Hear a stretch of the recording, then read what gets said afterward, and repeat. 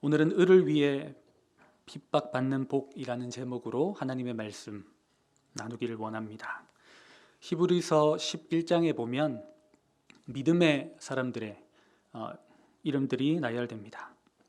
그들이 믿음의 사람이라는 것 외에 또 다른 공통점을 말하라면 그들은 세상의 많은 고난과 고통을 받았던 사람이라고 할 수 있을 것 같습니다. 그러나 그럼에도 불구하고 끝까지 신실하게 하나님을 쫓았던 사람들의 이름이었습니다. 우리 그리스도인들도 사람이지 않습니까? 고난이라는 것을 좋아하는 사람은 아무도 없습니다.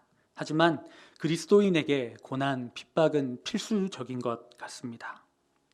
사도 바울이 말하고 있는 것처럼 우리의 시민권이 천국에 있기 때문입니다.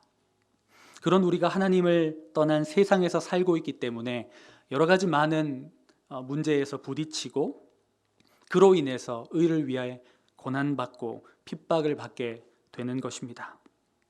이 땅의 통치 방식과 하나님의 통치 방식은 다릅니다. 세상은 자기 자신의 유익만을 위해 살아가지만 우리는 하나님의 나라는 하나님의 의와 하나님의 뜻, 이웃을 사랑하고 섬기기 위해 살아갑니다. 그러나 우리는 반드시 기억해야 됩니다. 하나님을 위해 받는 핍박, 의를 위해 받는 핍박은 독이 아니라 복입니다. 마태복음 5장 10절은 이렇게 기록하고 있습니다. 의를 위하여 박해를 받는 자는 복이 있나니 천국이 그들의 것입니다. 아멘. 여러분들은 혹시 의를 위해 핍박 받아 보셨습니까? 저도 사실 의를 위해 핍박 받았다라고 하기는 좀 부족하지만 가장 처음으로 받았던 그 고난, 핍박은 무엇이었을까를 좀 생각해 보았는데요. 제가 고등학교 때까지 교회를 그냥 다녔지만 예수님을 인격적으로 영접하지 못했습니다. 그러다가 고등학교 1학년 여름 수련회 때 어쩌다가 은혜를 받아버립니다. 그 당시 저희 고향의 모든 고등학교는 주일에도 자율학습이 시행되었고 그 자율학습에 가지 않는 사람들은 이렇게 많은 벌을 받았습니다.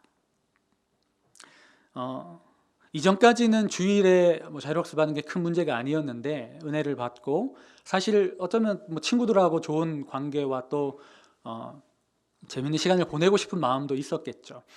이전에는 괜찮았는데 이제는 교회를 꼭 나가야 되겠다라는 생각이 드는 것입니다. 그래서 선생님을 찾아가서 주일 예배를 나가야 되니까 좀 자율학습을 빼달라고 얘기했습니다. 당시 학생 주임이었던 저희 선생님 빼주셨을까요? 안 주셨을까요? 빼주지 않으셨습니다. 그래서 제가 어떻게 했을 것 같습니까? 기도하고 안 갔습니다. 그래도 소심한 저는 점심시간 이후에 가서 남은 시간을 최선을 다했습니다. 그런데 우리 선생님은 이제 학년 주임이셔서 집에 계시는 걸 별로 좋아하지 않으셨습니다. 그래서 항상 매주 자율학습 강독을 하시러 학교에 나오셨습니다. 지금 생각해 보면 정말 열정있고 열심 있는 선생님이셨는데 그로 인해서 선생님이 그 상황을 알게 되고 그때부터 육체적인 고통과 고난이 시작되었습니다. 그 일이 계속되었습니다. 계속 나오지 않고 선생님은 저를 힘들게 했습니다. 그러자 이제는 월요일에 수업을 못 듣게 했습니다. 교무실에 세워두시고 특별히 아직도 기억나는 것은 일주일에 한 번 딱 수업이 있던 생물, 월요일에 있던 생물을 제가 들어본 기억이 없는 것 같습니다. 그러면서 시간이 지났는데요. 어떻게 됐을까요? 선생님이 포기를 하시더라고요.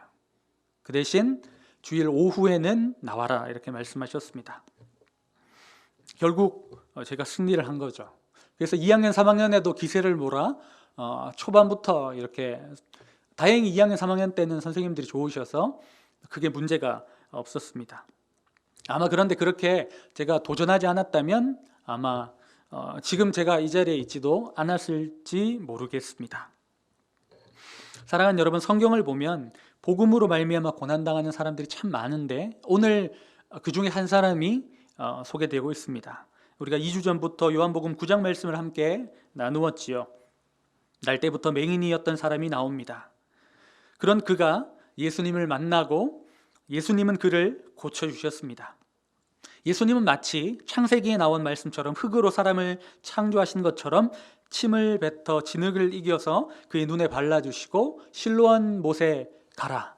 그래서 그곳에서 그가 깨끗함을 입게 됩니다. 날 때부터 맹인이었던 그가 눈을 뜬 사건은 엄청난 기적이며 아마 그의 평생에 가장 기억나는 장면, 기억나는 분이 예수님이셨을 것입니다. 그런데 그 기적을 바라보면 주변 사람들의 반응이 그 사람과 조금 다른 것 같이 보입니다. 여러분 생각해 보십시오. 만약 누군가가 여러분이나 여러분 주변의 사람의 눈을 뜨게 해 주었다라고 생각해 보십시오. 여러분 어떤 반응이 나와야 자연스러운 것일까요?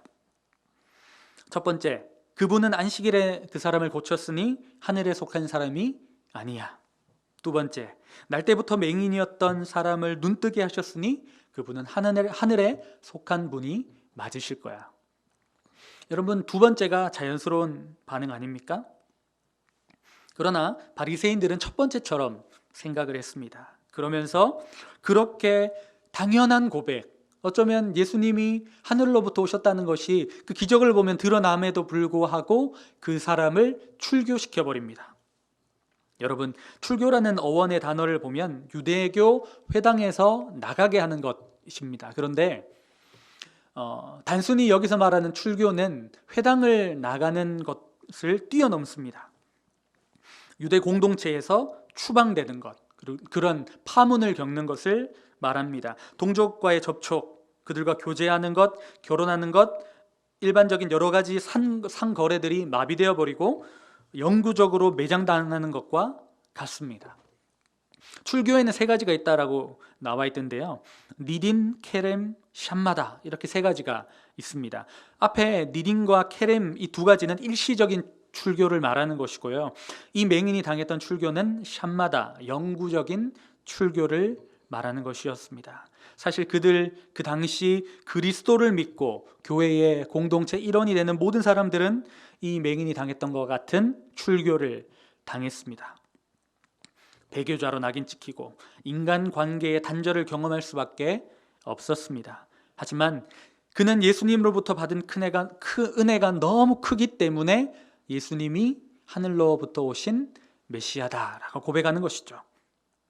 예수님은 그가 출교당했다는 얘기를 들으시고 그 사람을 찾아오십니다. 그리고 그에게 물으십니다. 내가 인자를 믿느냐? 인자라는 것은 하나님께서 보내시는 분, 메시아라는 의미를 말하고 있습니다. 그렇게 물으시는 겁니다. 그가 대답합니다. 어떻게 대답합니까? 38절입니다. 내가 믿나이다. 그는 비록 출교를 당했지만 유대 사회에서 누리는 일상의 삶은 살아갈 수 없게 되었지만 예수 그리스도의 이름을 믿는 축복을 받은 것입니다. 여러분, 이 사람이 이렇게 고백하는 것은 사실 엄청난 변화입니다. 이 사람이 눈뜬 후에 처음부터 예수님을 온전히 믿었던 것일까요?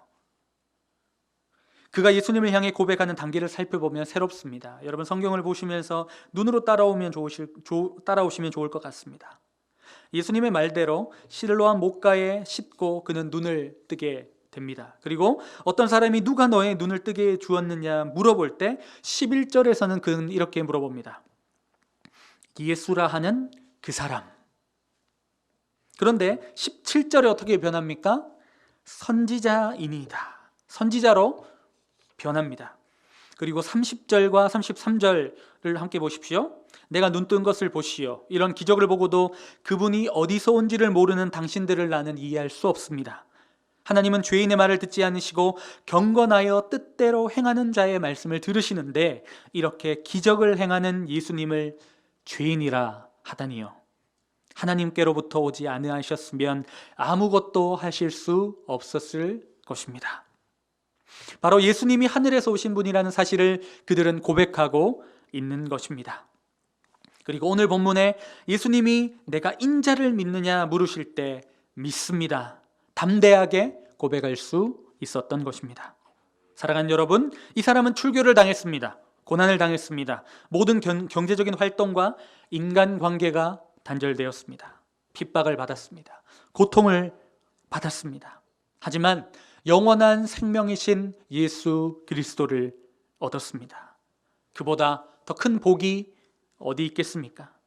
반대로 바리새인들은 높은 자리, 종교적인 지도자로 권세를 누렸습니다. 하지만 예수님을 모르는 맹인이었습니다. 그들이 그렇게 연구하고 그들이 그렇게 쫓았던 그 구약 성경, 하나님께서 예언하신 그분이 바로 앞에 계신데도 불구하고 그렇게 연구하고 공부하고 성경을 달달 외웠지만 그 예수 그리스도를 알지 못하는 맹인이었던 것입니다.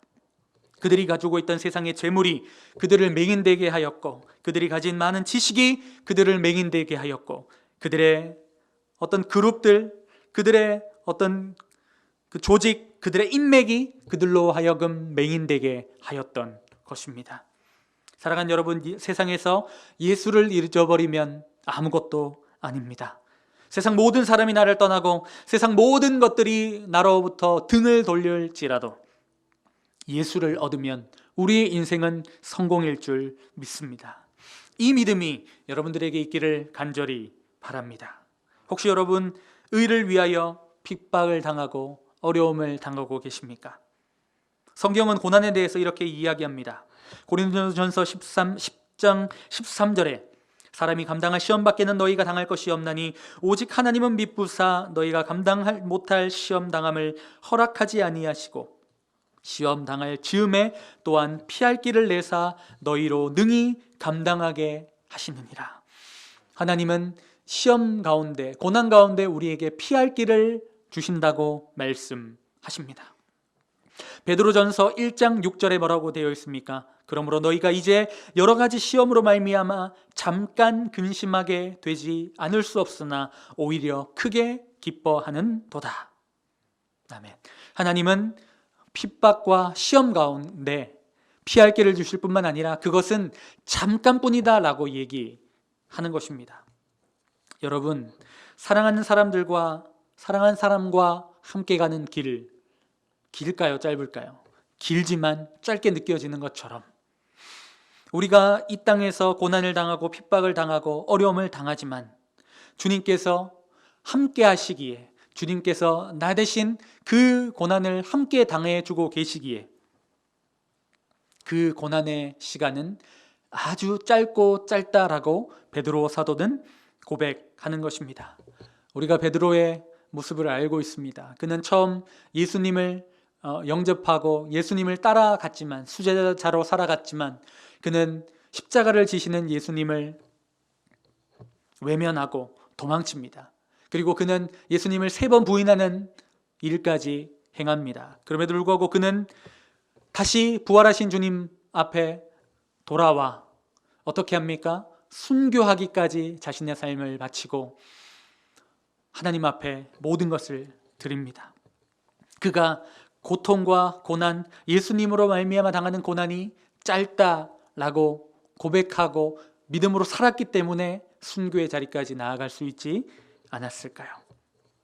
하나님은 우리에게 복을 주시는 분이 아니시라. 하나님이 우리의 복이십니다. 하나님 복을 주십시오 구하는 것이 아니라 하나님이 복이십니다. 하나님이 나의 주인이십니다 고백하는 사람에게 하나님은 놀라운 은혜와 축복을 먼저 그의 나라와 의를 구하는 자들에게 주시는 복을 더해 주실 줄 믿습니다. 여러분, 고난을 당할지라도 주님을 소유한 자, 그분을 소유한 자는 진정한 행복자입니다. 하박국 선지자처럼 비록 우리의 삶이 부족함이 많을지라도, 우리의 삶을 보았을 때 곳간이 다 비어 있을지라도 난 여호와로 즐거워하며 구원의 하나님으로 인해 즐거워하리로다, 기뻐하리로다 고백했던 것처럼 우리의 삶에 여전히 고난과 핍박이 있을지라도, 여전히 우리의 삶에 어려움과 문제가 있을지라도 주님을 말미암아, 주님 주신 복으로 말미암아 기뻐하는 여러분 되시기를 간절히 축복합니다. 오늘 요한복음 9장의 모습을 보십시오. 처음 시작할 때는 가장 비참하고 가장 불쌍하고 가장 연약한 사람이 누구였습니까? 날 때부터 앞을 보지 못하는 맹인이었습니다. 그러나 여러분, 이 말씀이 끝날 때 보십시오. 누가 가장 복받은 사람입니까? 그의 아버지도 예수님 출교 당할까봐 예수님을 고백하지 못합니다. 바리새인들도 너무나 많은 것을 알고 있고 너무나 많은 것을 가지고 있었지만 예수님을 주로 시인하고 고백하지 못합니다. 하지만 앞을 보지 못하고 평생 맹인으로 살았던 그 사람은 예수 그리스도를 주라고 고백하고 그분이 하늘로 오신 메시아이십니다라고 신앙 고백하는 예수님을 하나님을 복으로 삼는 유일한 사람이 되었습니다. 여러분, 이것이 우리 그리스도인의 모습이라고 생각합니다.